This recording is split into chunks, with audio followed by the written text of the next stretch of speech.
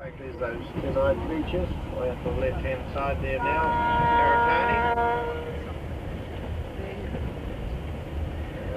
There's a couple of Southland Times papers, well there's one anyway, Southland Times. There's a nice beach.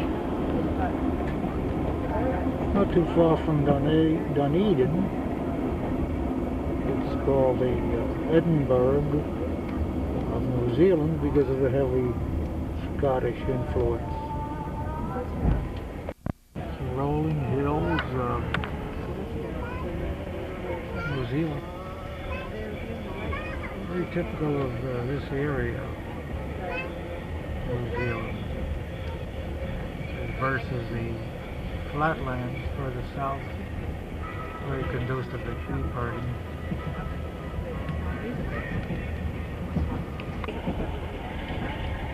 Tide's only about half in, normally when it's fully in. It's a beautiful big blue bay right round there. Lovely sight from up here. If you want to get your hang glider out. Now I showed you the wee salmon farm over the other side there. That's where they hatch them away over there. Down here on the beach, down to the left here, that's where they catch. Now we're about to go into a small tunnel here called Cliffs Tunnel. Don't get a bit of a start when we disappear into darkness. It's only a small one. We've got the big one coming up in about 7 or 8 minutes time. Very pretty sight. It's a lake. Big tree.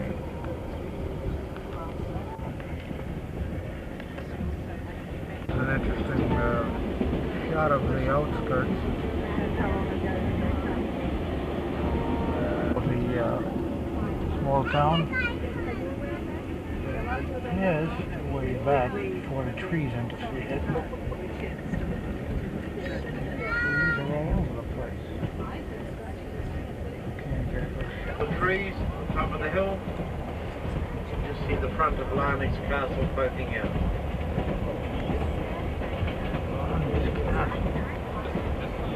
At the end of the bay here, we're going through the large tunnel. This is one of the main streets in Dunedin, the Edinburgh of New Zealand. Nice little town.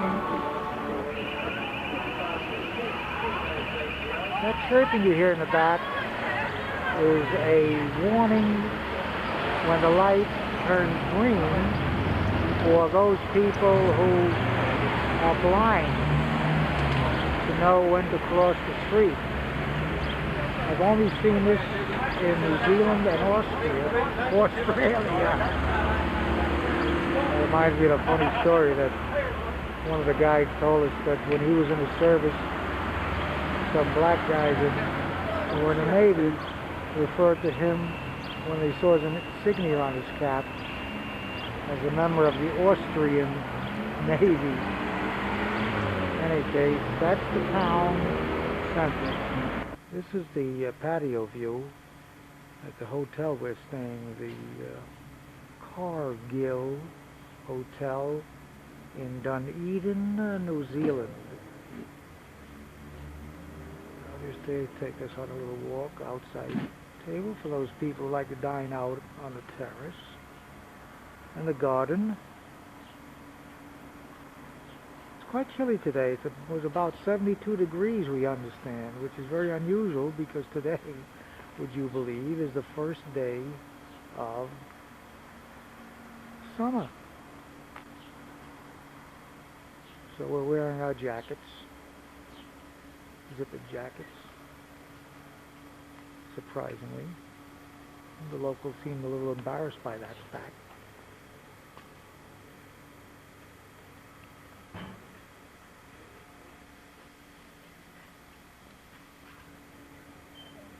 And our room happens to be directly above this garden terrace, room 222.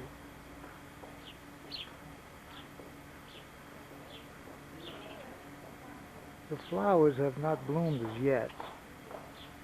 So what you're seeing mostly is greenery rather than the colorful flora.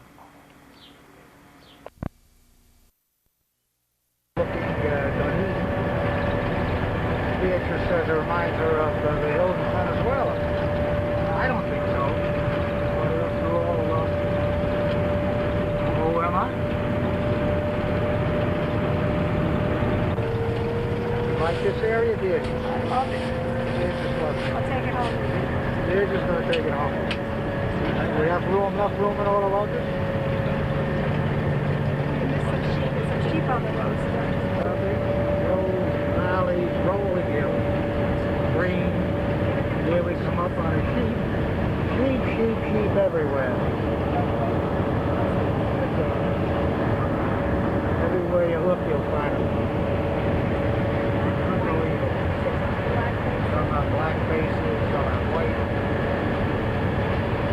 Some have long hair, some have short hair.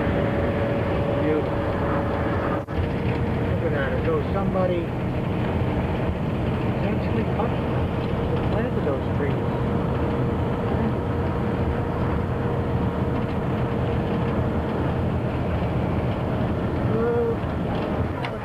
That's a nice size.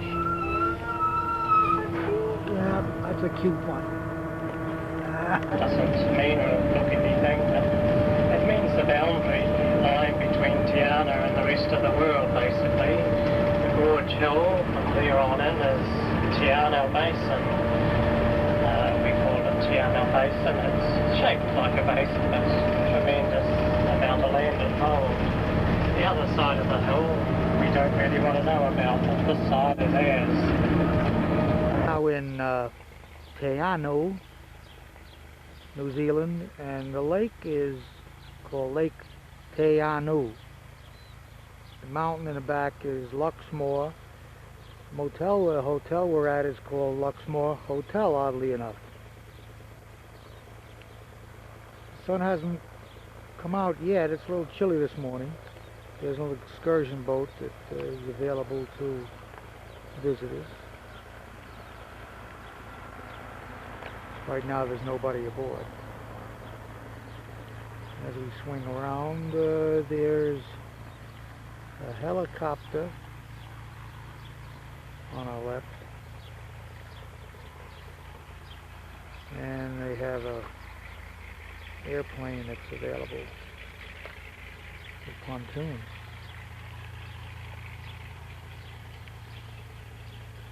A little garden arrangement in the town of Te'anu. Unfortunately, the cold weather has prevented the blooming of the flowers. It's a scenic little town overlooking the lake we just saw a minute ago. Peaceful, very relaxing.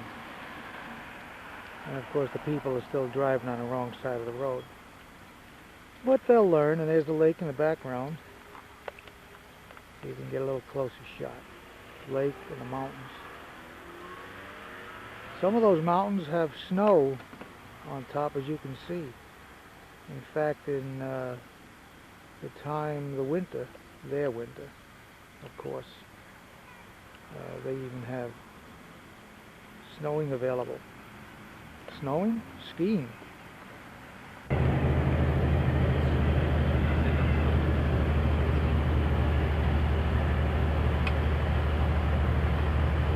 Well, very shortly there'll be a tree go up on our left-hand side. Fiordland National Park, so large in fact that the area of all of the other national parks here in New Zealand would actually fit inside this particular region. The Fiordland National Park, the 12th largest national park in the world. This is a picture of the fjords as seen from the land. We probably will be taking a cruise in which we'll be able to pick up this scenery from waterside. There's a valley between the mountains, which will probably be what we're going to be looking at from the boat, which will shortly board. This is Potts Point, named after a construction worker they call Pop, who died on unfortunately from the snow avalanche. His job was to clear the roads. And an avalanche came down and just killed him and turned his bulldozer over. The valley below.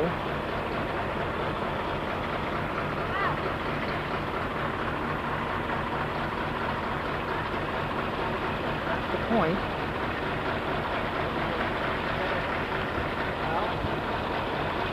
Way up high.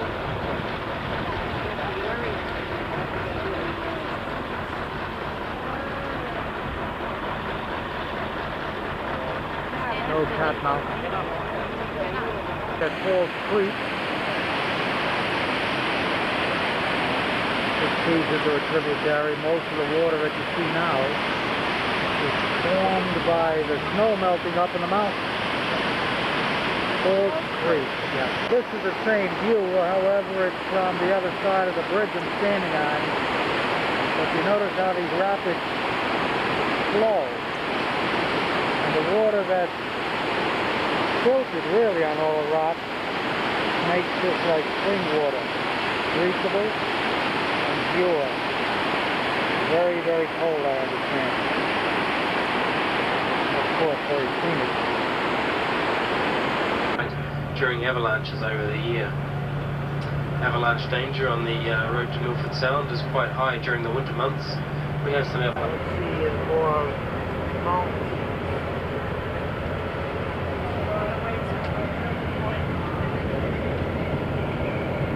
Look at the height on that bridge.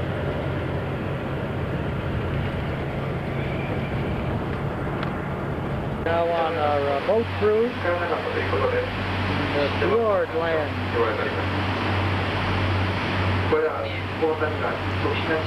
Yeah, the water comes down from the mountain. Snow is melting and feeding the lake.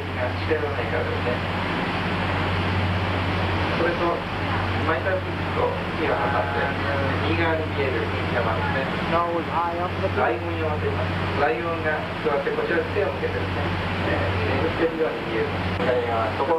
Overlooking the fjord, there's a small excursion boat alongside. If you're wondering where Beatrice is, of course she's downstairs on the first deck getting herself something to eat. What else? She'll have to wait till we get home. There's the Australian flag, incidentally. The Southern Cross is the heavens, the astrological. And that's what the stars represent. And of course in the upper corner you'll see the British flag. It's very common in the ex-British colonies to have that type of flag. This is a picture of the top, from the top deck, foredeck, that's up front. Very windy and kind of chilly, but with an excellent view of the fjord. This angle. I don't know whether you can hear the wind in the background. Very windy on top. Fortunately, I have my leaded shoes on, so I won't fly away.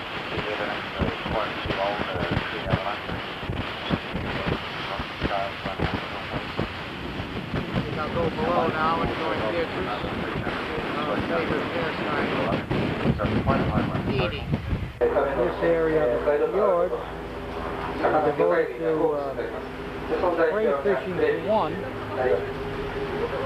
These rocks have been almost assimilated with the scenery because of the pressure of the water. You see just on the right hand side there folks, the beautiful colour variation I was mentioning. And many colour variations. Also the green painting effects in the rock. Look at that. Striations and different.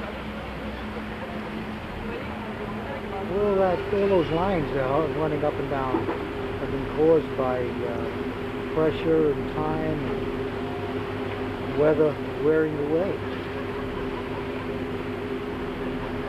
You see this rusty brown coloration just coming up on the right hand side here in the rock. This is oxidizing iron ore just coming up there now. Oxidizing iron ore, as the man Once more, said. there's beautiful bending effects there you can see when we're getting close.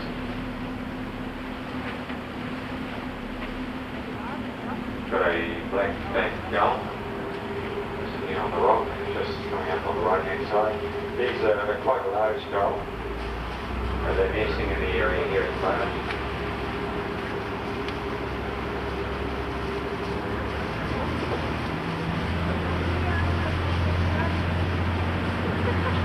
Well folks, homeward bound now, we're looking straight back toward the entrance of the fjord. You can see even from as close as we are here how it looks quite close in up front there. Well, back in the late 1770s when Captain Cook sailed up off the fjord coast, Bye-bye, Gull. did so on two separate occasions. He missed the entrance of Milford both times. We're heading back. And more than likely they would have been. We are approaching seals that are sunning themselves on the rocks.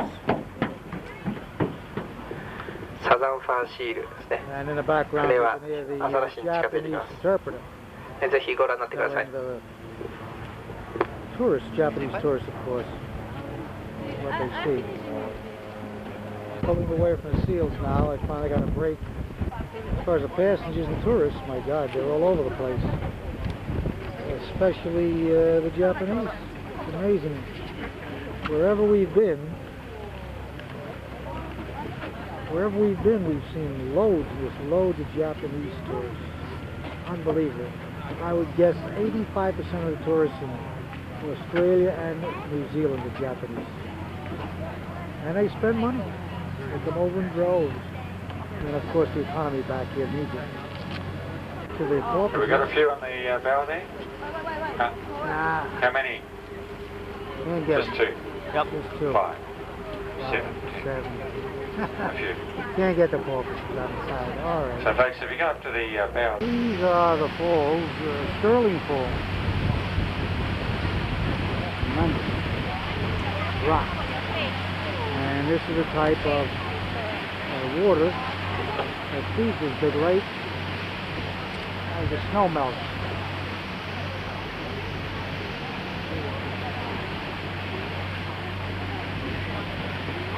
Shot of the falls, it looks like the dolphins have left us. I understand that they like to ride on the wake that the boat makes, but they are gone for now. We are back on the bus. More mountain scenery and greenery. Huge mountains. Huge peaks. Down. Beautiful.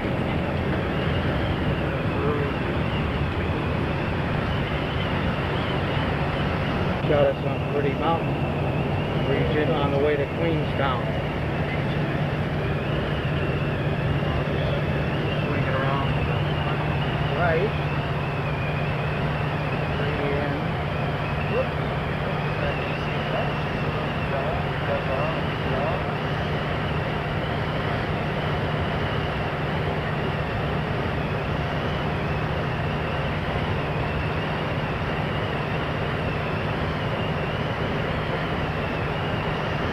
I better sign off right now. Watapatu? Yeah. Oh, there's a lake. Lake Watapatu. The lake. Lake honey. Watapatu. Here's another shot of the lake. What's the name of the lake be? Wapatku? Watapatu. What a name.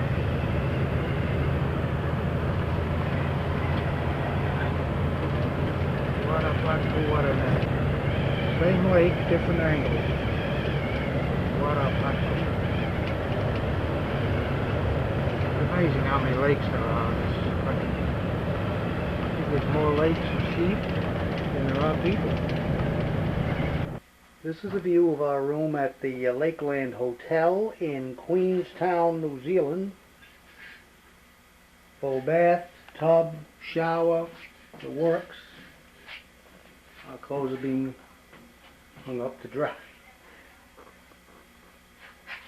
There's you-know-who taking the pictures.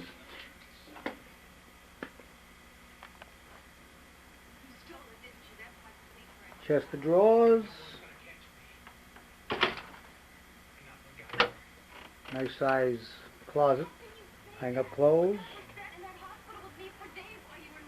And the piece de resistance, of course. We have our, there's not the piece de resistance. There's the kitchen area, complete with utensils, coffee pot, refrigerator.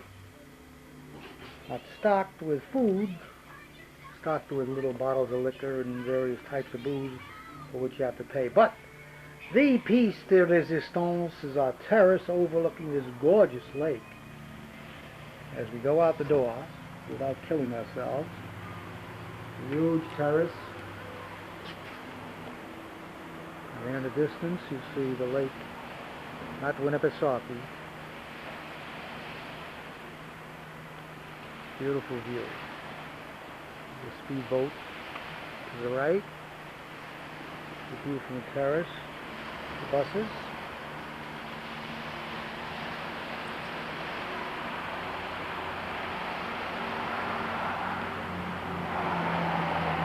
Absolutely breathtaking. There's the mountains in the background, snow-capped.